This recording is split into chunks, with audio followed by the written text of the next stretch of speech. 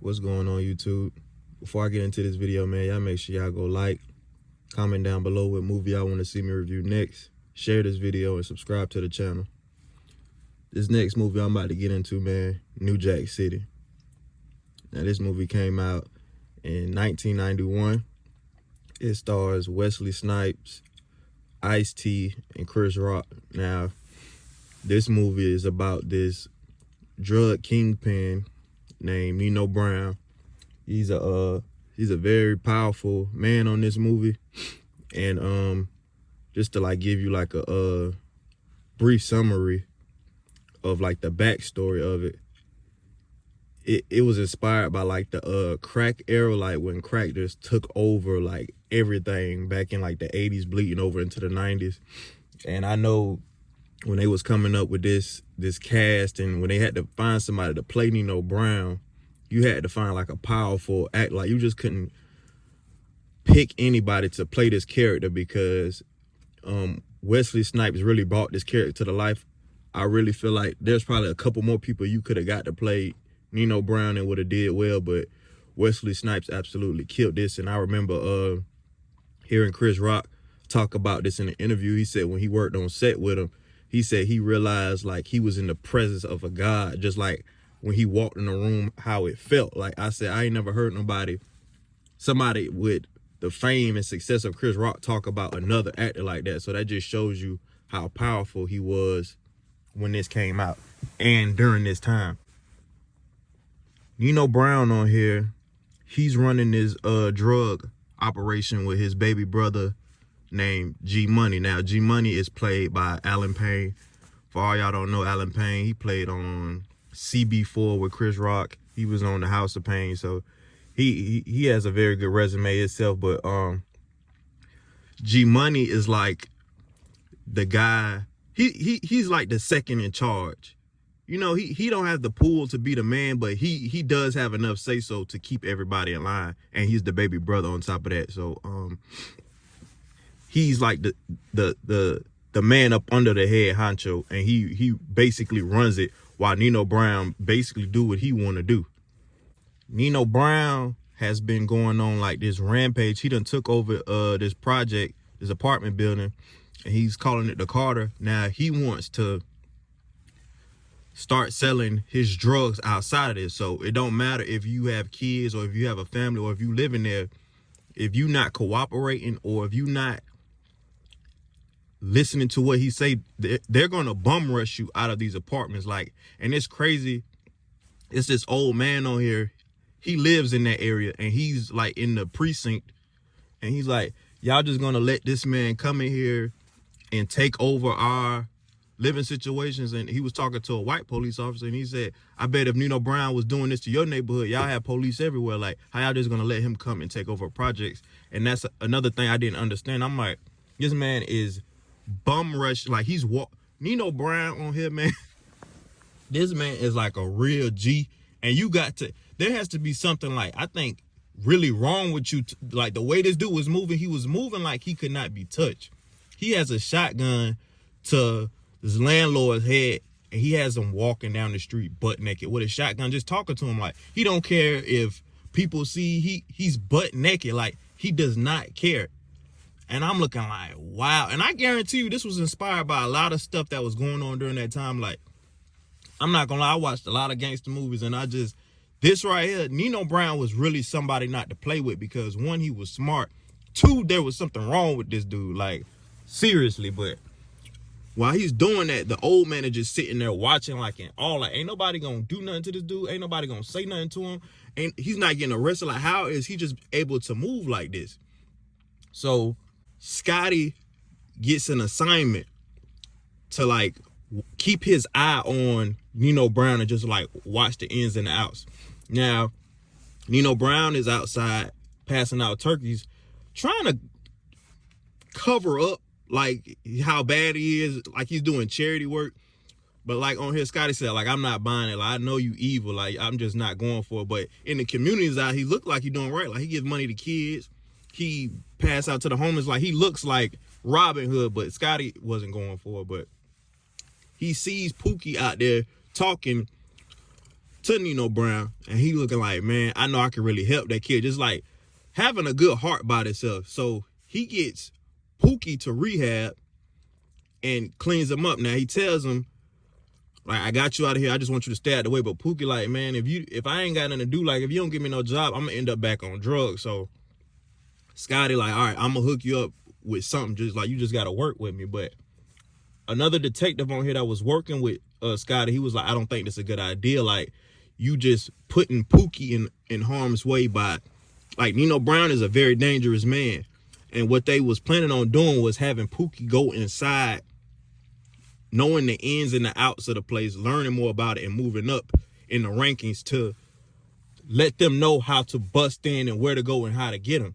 Now, I did feel like it was a bad idea to have Pookie doing that because, one, he just got off drugs, and now you're going to have him going to work for a drug kingpin where they have drugs everywhere. Like, what are the odds of a junkie relapse? Even though he was clean, you putting him back around all this temptation. I do feel like that was stupid on Scotty's part, and I do agree with the other sheriff on here. Now, when they doing it, they have Pookie wired, and it was a good plan, but it was just like you probably should have had somebody else doing it.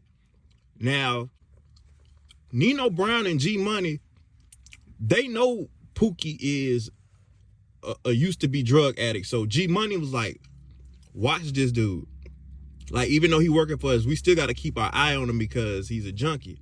Now, Pookie starts to feel the pressure of bringing Nino Brown down because he's like, man, a lot of people depending on you to help us bring this dude down because, one, you owe it to yourself, you owe it to the community, you owe it to everybody. So I do feel like Scotty was putting too much unnecessary pressure on Pookie. Like, I'm already in here undercover for y'all, risking my life, and you still putting pressure on me. So I guess the pressure started getting to him, and Pookie ended up relapsing.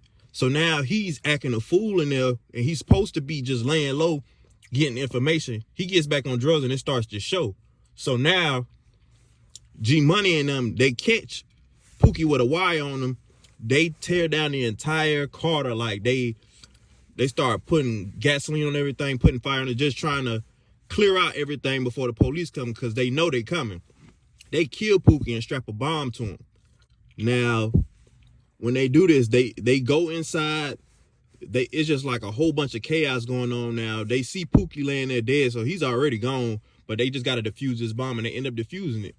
Now, when they got to bury Pookie, I know Scotty feeling the guilt, like, you the one that put this man in harm's way with this big time drug dealer. Like, I still, even when I was watching this movie, I did not understand why would you do that, bro. Like, this man Nino Brown, he's very smart, and it seems on here like his awareness was crazy. Like, when Nino Brown walking through clubs and stuff, like, if he felt like something was off, like, he could sense it. He could sense it with the people around him. He could sense it with his brothers. He could just sense it. Like, this dude was cold. And when they had to burn down the Carter, you already know he's raising hell. Now, I'm not gonna lie, this is probably the best scene in this movie, where they had to burn down the Carter, and Nino Brown is walking around with this chain. He's just terrorizing his whole crew. Like, I'm not gonna lie. Now, this is the one time I give him a pass for being crazy. He's running $1 million corporation off drugs, and it's going smooth. Now, granted, he was out there messing with a girl that his brother was messing with, so he wasn't focused how he was supposed to be. Like, when you doing illegal activity, you should be a little bit more focused than he was, but he was just fooling around, and you left all the power in your baby brother's hands. So when they had to burn down the Carter, like, basically he just burnt down his entire business. Essentially, that's what it means. Like, you burnt down my drug hideout. Like, now what we finna do? Like, we start from scratch. So he going on this rant, just terrorizing his entire group. And this dude stabs, like, the man that's handling all the money, he stabs him with a knife in his hand, just like snapping. And he wiped the blood on G Money's shirt. Now, this is when I realized, first of all, how good Wesley Snipes is of an actor, because I'm not even seeing him as Wesley. I'm seeing him, and that lets you know if you a good actor or not. If I don't see you as yourself, I see you as this character. It's a lot of actors who they I still, like, if I'm watching a certain movie, I don't want to say the wrong person's name. I'm gonna use Kevin Hart for example. If I'm watching a movie, I don't see a character that he's playing. I just see Kevin Hart. On this, I seen Wesley Snipes transforming into Nino Brown. It wasn't like I was watching Wesley Snipes. I see Nino Brown, and when he wiped the knife off on G Money's shirt, and he had blood on his baby brother's shirt, that showed me like this dude will kill anybody. He will off, and it doesn't matter who you are. That showed me that. And when he told everybody to leave, I was like, yeah, this is finna get ugly. Another reason I said I could see there's something wrong with this dude, it was a wedding taking place, and they had some beef with some Italian guys on here. At the wedding, they getting shot at. This dude, Wesley Snipes, picks up a little girl. Excuse me, Nino Brown picks up a little girl, and he's hiding behind her like as a shield.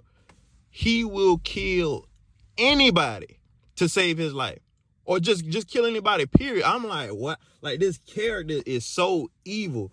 So and keep in mind, this old man I was talking about earlier, he's watching all this stuff like he is not feeling this dude at all, and he's getting even more mad because nobody's doing nothing about it. So Scotty is feeling the shame of getting Pookie killed, and he like, man, this not over with. Like, we finna take this dude down by any means. I don't care what we have to do. So they come up with a plan to send him undercover to get close to Nino Brown.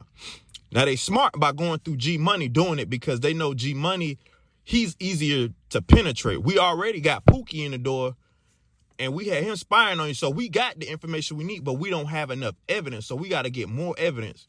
By G Money already messing up one time, Nino Brown like, man, I see you trying to do business with this other dude. I don't know him, but I'm letting you know something now. If he not who he say he is, I'm going to kill him, then I'm going to kill you. So I'm like, okay, I was right about this dude. Like, he will kill anybody. But Nino Brown, he wasn't trying to take any more chances. He like, okay, this new dude that we doing business with, not knowing he's an undercover cop, but like I said, his awareness was crazy. He said, we going to keep him close. I'm going to keep him close to me. Wherever I go, I want him with me. And I'm like, that's very smart. Like, I don't know this dude, and we already done burnt down the car to keep him by me. So when they at the top of this building, like he said, he wanted them close to him. Everywhere Nino Brown went, Scotty was with him. Scotty's mom got killed by this crazy teenager when he was young for like no reason. They just killed her. Nino Brown is explaining how he got into his gang initiation was to kill this school teacher when he was young. So now, while you undercover trying to take down this kingpin that you already hate, that then killed your friend, he's letting you know that his gang initiation was to kill your mother. So off the rip, I respect Scotty for containing his emotions, because how can you be looking at your mother's killer, even in he didn't know that was your mother? How do you keep your emotions in check? And he asked him, he said, was that personal or was it business? Like, did you have something to get him out? He was like, nah, it was business. Now, he didn't tell Nino Brown that was his mama. He was just saying, like, was it, he just, like, I guess, to, like, give him some type of peace about his mom's death. Now, Scotty gets so close inside of their organization, he turns Nino Brown against G Money, and Nino Brown ends up killing G Money. And they go in and they take down the entire drug organization. And Scotty had a chance to kill Nino Brown, but he didn't, because they was like, man, let's put this dude in prison. Like, we not gonna let's not kill him, because if you kill him, you gonna go to jail. All these witnesses out here, let's just take him down. So when they finally get him in court, Nino Brown starts singing like a bird, which a lot of quote unquote gangsters do. They start snitching. He got his time down, and he took a deal. So he only got 1 year. Like, all these drugs you done sell, all these people you done kill, he had lawyers, he has money. He got all that time narrowed down to 1 year, and he was going to be back. And he said, I'm going to be back on the streets running things like I already did. He said this in the courtroom.